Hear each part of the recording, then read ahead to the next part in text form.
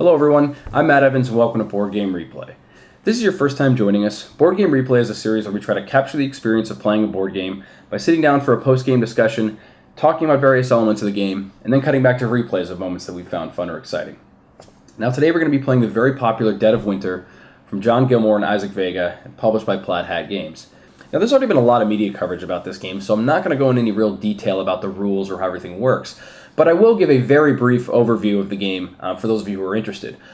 But that being said, if you are interested in learning the full rules of this game, I'm going to put a link in the description as well as right up here, and that's going to take you to Rodney Smith of Watch It Played. His video for this is a complete rules overview, and as usual for Watch It Played, the quality is top-notch. Really detailed explanation of everything makes it a perfect way to learn this game. In my opinion, it's the best way to learn this game. So I highly recommend checking that out if you want to learn how everything in this game works. Now that being said, I am going to get to that brief rules overview. And before I do that though, for those of you who are already familiar with this game, you don't need that. You can click right up here, jump to the main video. So as you may have already noticed, Dead of Winter is a zombie-themed game. But unlike a lot of other zombie games out there, this game isn't just about killing the zombies. It's all about survival. This is a semi-cooperative game, and the way it's going to work is at the beginning of the game we're going to choose as a group an objective or a scenario that we're going to try to be completing as a colony cooperatively. So this colony objective is going to say you need to fulfill a certain condition, do a certain thing, by a certain number of rounds in the game.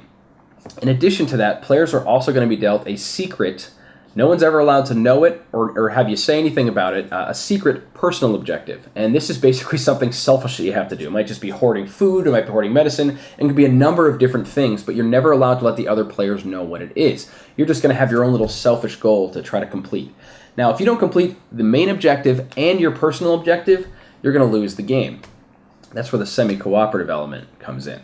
Now, before these cards are distributed, there's going to be one betrayal card that's going to be shuffled into a certain number of these regular objective cards, depending on the number of players. So there's always a chance of someone becoming a betrayer, but again, no one will ever know because the cards are all kept secret.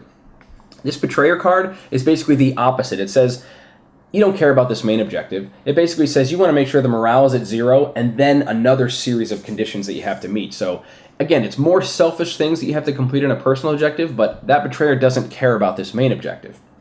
So that's really where the semi-cooperative nature comes in. Some games you could be fully cooperative and working together on everything, but other times there might be a betrayer in your midst. And with everybody having their own personal kind of selfish goals going for, you really never quite know when someone is being honest or just trying to complete their personal goal.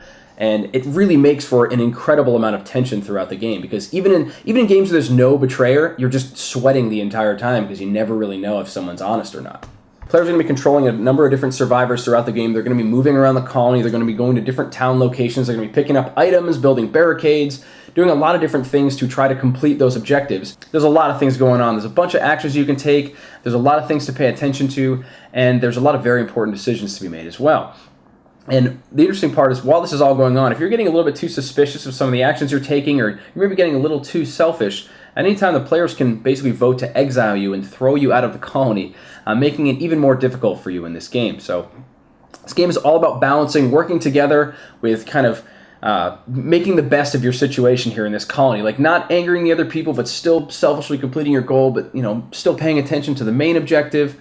And if you're the betrayer, obviously ignoring that objective, but not being focused on by all the other players. So it really is an interesting game. It leads to a lot of discussion, a lot of political aspects going on here as well. But I think that does it. That kind of gives you a brief overview of the game. But again, if you want a full rules video, if you want to know how this all works, the link in the description for Watch It Played's walkthrough of this is the absolute best way to learn the game. So with that being said, why don't we get to the video?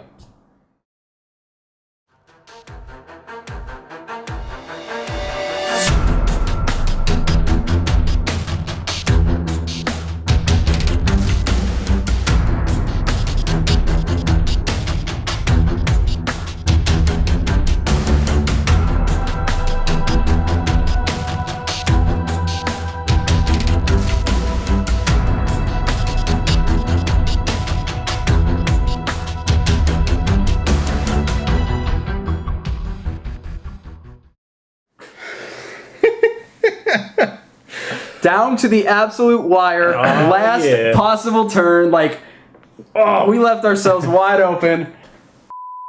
No way. Right down to the last turn. I think the word you're looking for is Betrayal. Oh, God. Dude, that was so close. We had... Oh, no. Well, we had it. You won. We put... Okay. But your morale is too low to continue on.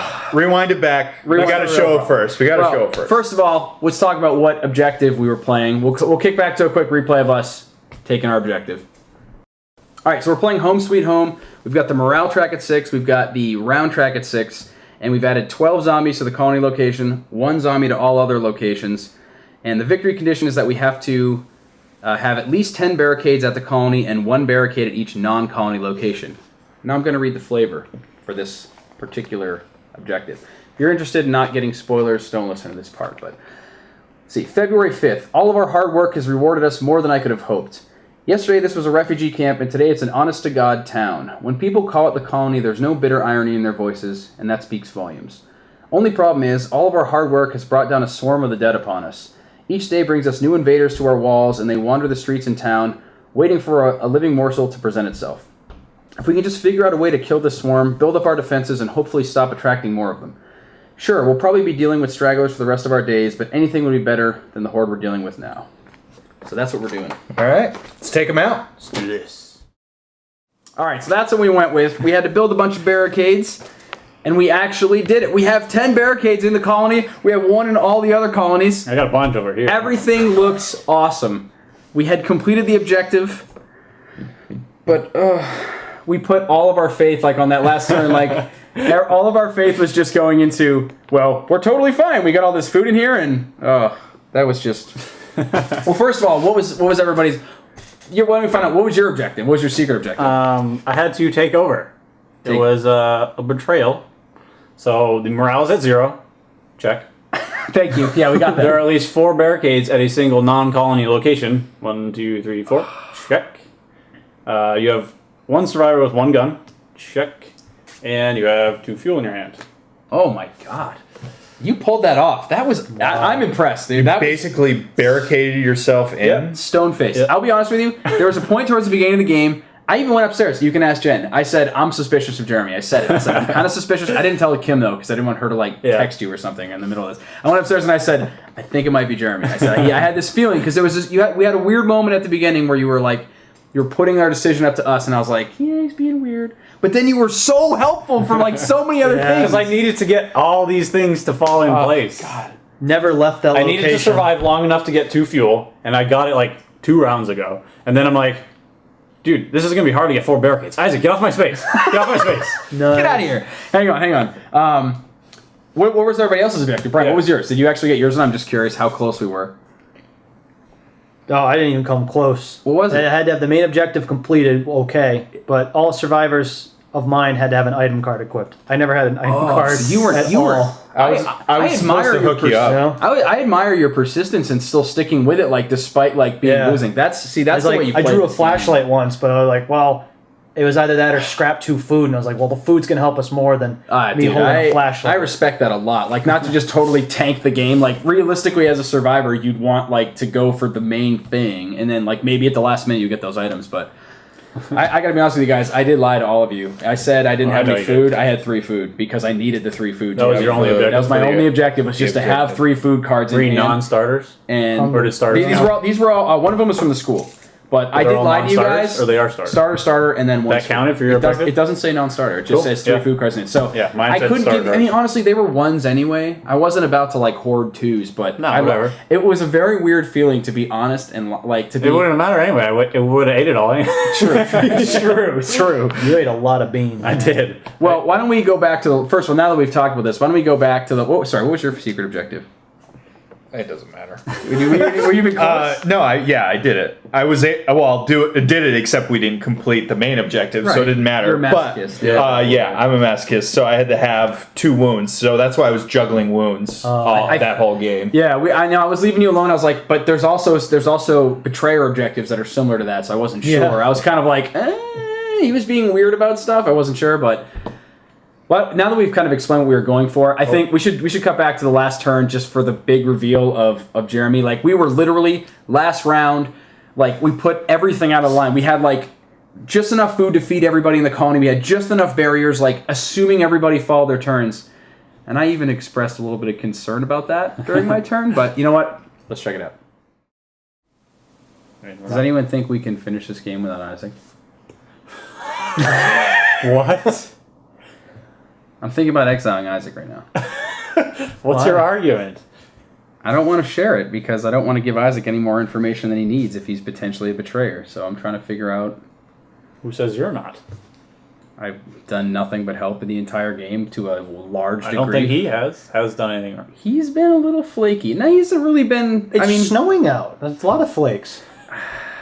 He's been okay. What is going on? He's been okay. What are we talking about right now? He did a couple of things last couple of turns. No, how did we get from... Do we want food tokens that to... That ended. No, that's No. I'm just wondering if we need to prepare. No, I just want to say... No. I want to say something. Look at this deflection right now. I want to say... No, I want to say something. Right, he just went from... Just kidding, go. He went from deciding whether we could take the wounds... He could take the wounds... or for food to exiling me out of complete nowhere. I feel like he has some secret hidden agenda of some sort. It's almost like I have an agenda that I need to complete, but no, that's not relevant to it, and I will explain it as we go. Oh, okay, cool. It still comes down to a vote, so you got to convince. It doesn't matter. No, you know what? I won't. I mean, if you guys don't, I don't want to rock the vote. We haven't. No one's really done anything that scared me enough to really say that. So I won't necessarily do it. I'm nervous about we're putting a lot of faith in everything. Everybody taking their turn and doing exactly what they should do right now. So we'll start my turn. Let's figure it out. Crossroads. Yep. Does it apply? Does it apply or not? We'll see. So I'm gonna. You're so vulnerable right now. Maybe go ahead and shotgun these guys. Yeah. Yeah, we're done. Yep, we're Jeremy's a betrayer. We're done. Build we're all barricade. done. We're all done. Please. We're already done. Oh God! What's going on? Oh God! I'm We're just building done. some barricades. We're done. Oh, okay. That sucks. I knew it was Isaac or Jeremy. I knew it was one of those two. I don't understand what your problem is. I don't know. The fact that you're throwing in the towel out there at the police station for no reason, you son of a... What? I don't know. We'll see how this goes. No, he's I just want to make really We secure. are in the colony with our pants I just want to be really secure. I'm Oh. going to padlock up this door. Could I have 2 barricades, please? Yeah, sure. Are you gonna shoot any zombies down here? I don't know. Maybe. Sucks, dude. How does the using food to up my dice work? You can just use all of it. I can use as many as I want? As many as you want. This is exactly why I paused on my turn for a moment, because I was like, we might need to add more food, but I was like, whoever the betrayer is can just eat all our food. We left ourselves completely I'm going to eat wide a bunch open. of food. How much food do I got? I'll 5. just eat it all, just for safety. Yeah, just roll your dice up. I mean, technically Go you have to to a roll 6. a die number up there. Yeah, I was at a 1. I went up to a 6. Yeah, you're helping out the team. You ate all our beans? So we're done.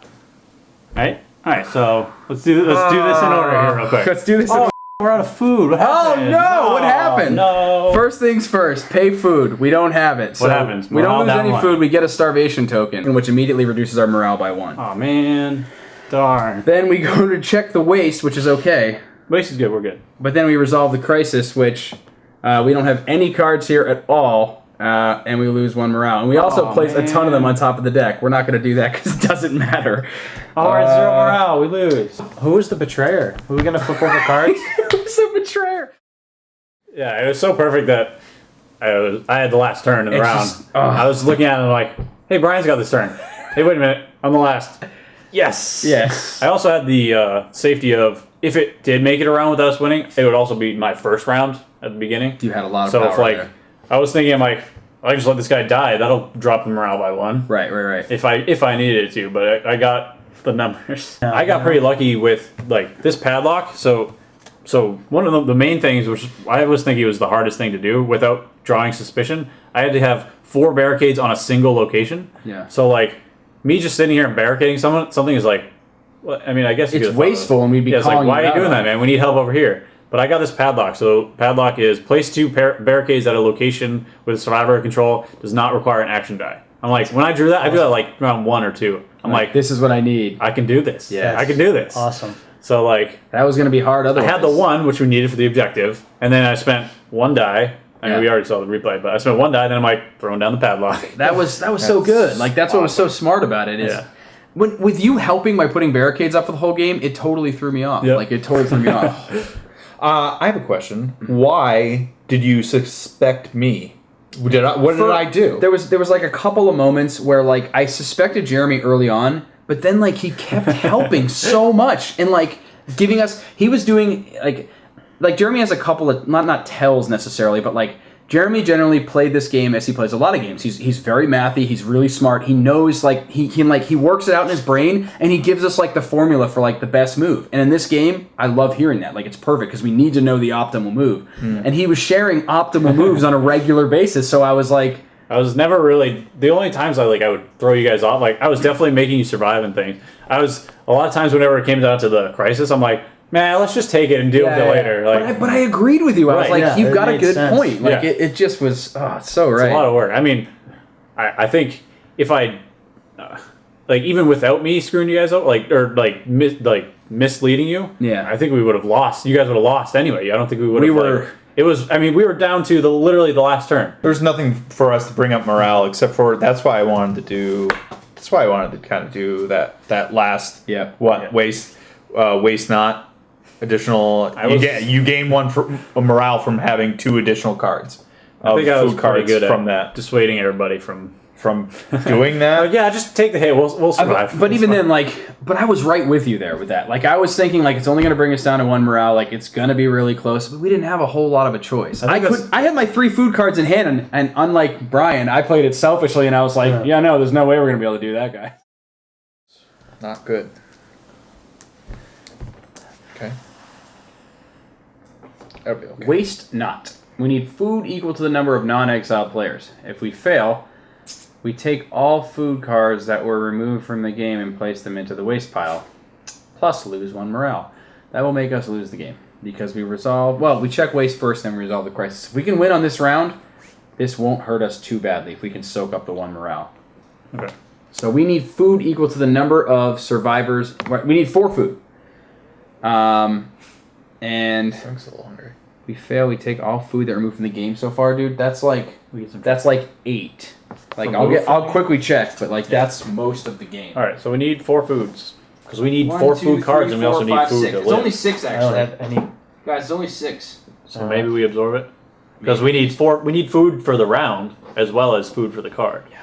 So, but when we put, I think I only have. We're gonna lose the morale, then add it to the waste pile. So we're gonna, as long as our waste is below 10, as long as our waste is 9 or below, and we hit that, it's not gonna be terrible because it's gonna we won't lose the morale for that. So what? We'll lose the morale, then fill up the waste pile again, and give us an opportunity to clean. How much food do we need this turn? Still 1, 2, 3. 3 food again. 3 food. 2 food is not bad. So we need 3 food for the food thing, and then we need. Are we trying for the waste or not? Are we dealing with it next turn? It's a flat loss of morale. We're gonna have to decide. Brian's going first. How many food does anybody have any 1-cost foods in their hands that they can play left. towards it? He has none. I have none. I have 1. No. We have no food? No food. You guys are at the grocery store, though. I've been using them as I get them. Yeah. We're going to have to tank it. I don't think we have a choice. We're going to have to find something else to gain a morale or just be really careful this turn or else it's going to be all over. Yeah. I was holding these 3 food cards. I knew we could have done it. But when you were the only one, I still had a little bit of suspicion. When you were the only one that had the other food card as you announced it, I was like, yeah, I'm not going to put any faith in that, just in case. I was trying to find a balance between being selfish and helping out the group. And if I had helped out the group, maybe it would have helped. But I was like, you know what? We had a shot. We had a shot at winning if either the betrayer could have been blocked out, which I thought might have been Isaac. And I was just maybe it was just I was hoping it was Isaac. I was like, if it's Jeremy, we're all done. It's not it. I originally thought it was Isaac, which when he started denying medicine. Yeah. And I was like, why do you want your people to be hurt so bad? Like you literally have a chance of just having people die. And then my first thought was, maybe he is, but I never even occurred to me that it was you. You're the only one that you never moved your guy. So that's in the back of my head now. But then I look, I'm like. When I moved out here, I used my fuel too to be extra safe, and I didn't want any of my guys to die because I wanted to keep it by the numbers. Yeah. And also Isaac on his last turn, I was super careful about him not dying to end it before I got everything in place. I'm like, no, before you move and die, tell me what's happening. There it is. That's the key right here. That's crazy. That's why. What was it? What was the last? If I move or something? No, if you searched at the police station, which was crazy. Okay, so could we have gained a morale? That's a good question. I didn't read that far because you're not supposed to. Correct. That's open just the the rule. refrigerator, let out the shrill screams. Severed head springs to life, gnashing its teeth. You flee in terror, knocking over the shelves and God knows what else. Fill the police station with noise tokens. Or option 2, you lift the lid of the chemical vat and let out shrill screams. It is a severed head. You flee in terror, knocking over shelves and God knows what else. Fill the police station with noise tokens. Man, don't you hate it when life choices run out? That would have been hilarious. you wouldn't have been able to complete it.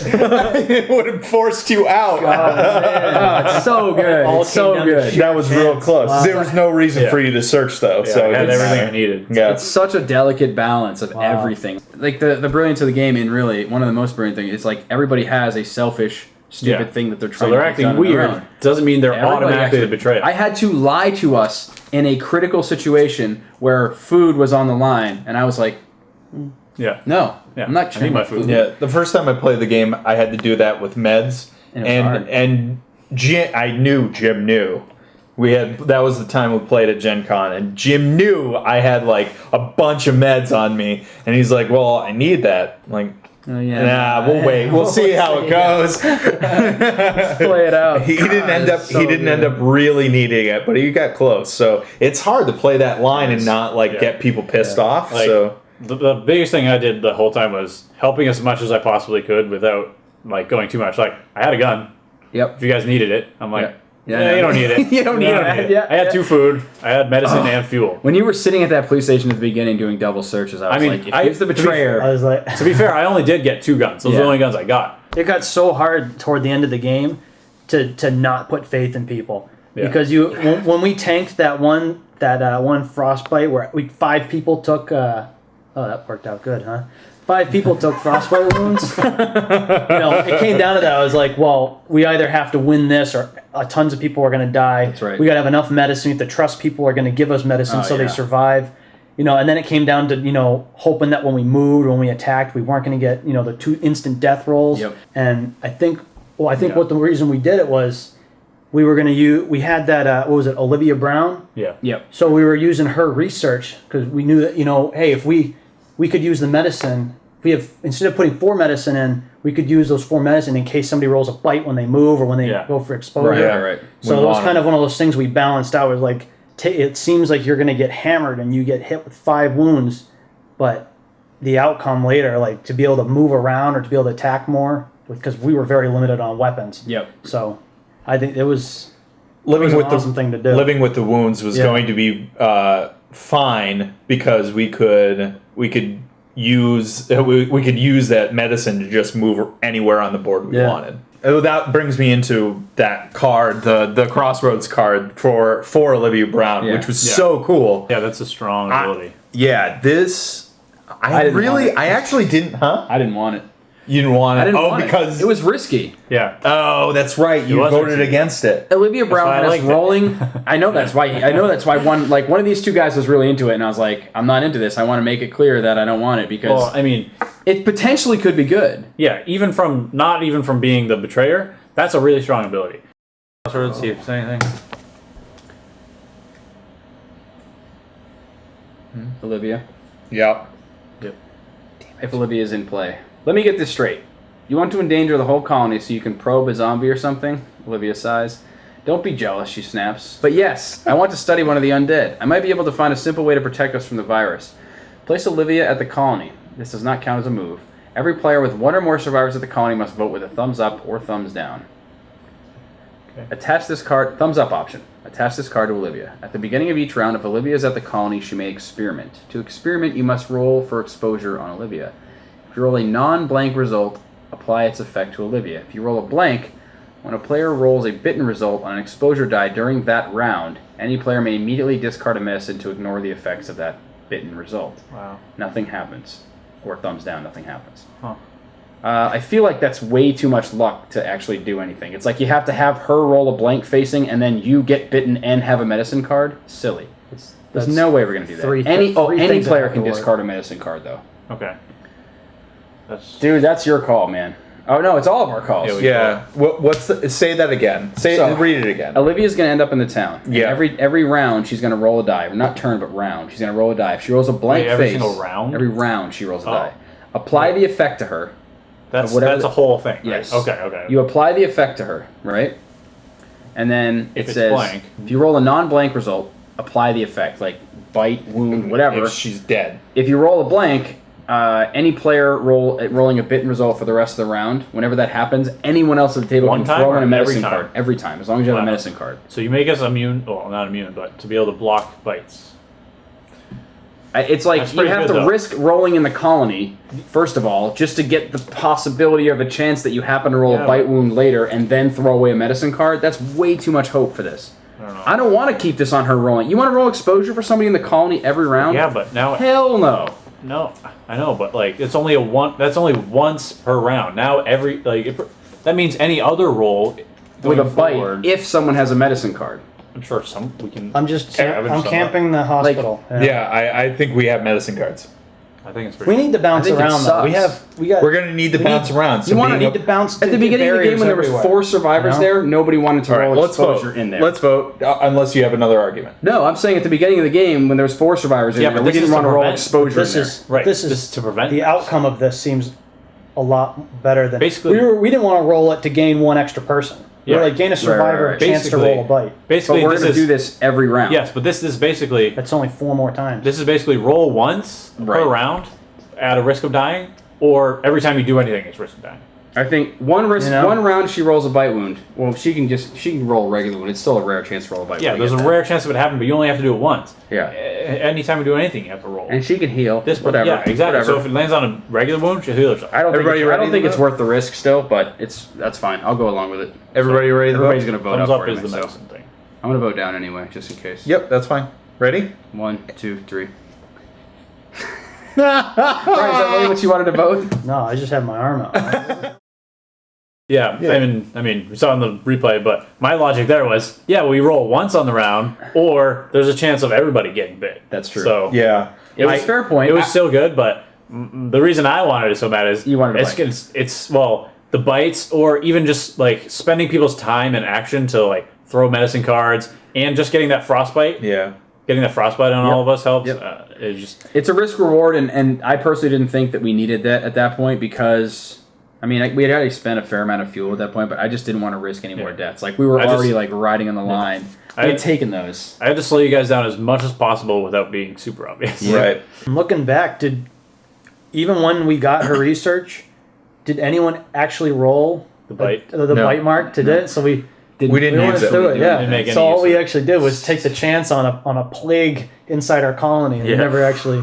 So rough. That's a trade off, I guess. It's a 50-50, and although I think Matt was probably right, we probably didn't need it was because like- we had enough people in play. Although morale was low anyway, so it was one way or the Yeah, other. there's every choice. I want to say just about every choice that you make in this game is a hard decision, and Yeah. that was not an easy choice to make. So I don't like it. Could have gone either way. I wasn't upset that you guys did that. You didn't hear me yelling and screaming. Like, Sure, right. It still has the potential to be good, and again, that's what makes this so good. Like it Yeah. makes it so good. Is there's never an easy. a Oh sure, balancing act. I should go to the school and search because I get a free search there. Yeah, that's an easy decision. That's about where it ends. Everything else is difficult to make. Yeah, right at the the- beginning, like Some of the beginning stuff. yeah, right at the beginning, each character has like you have a strength in one location, go to that location.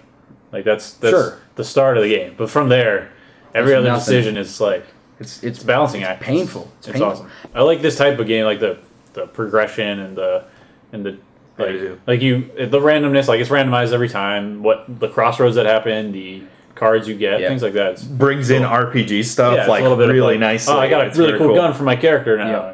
Yeah. There's a lot of there's a ton of zombie games right now. Yeah. They're all got it's got a quirky theme. It's kind of funny. This has its funny parts, but it's more harsh. Yeah, it's dark.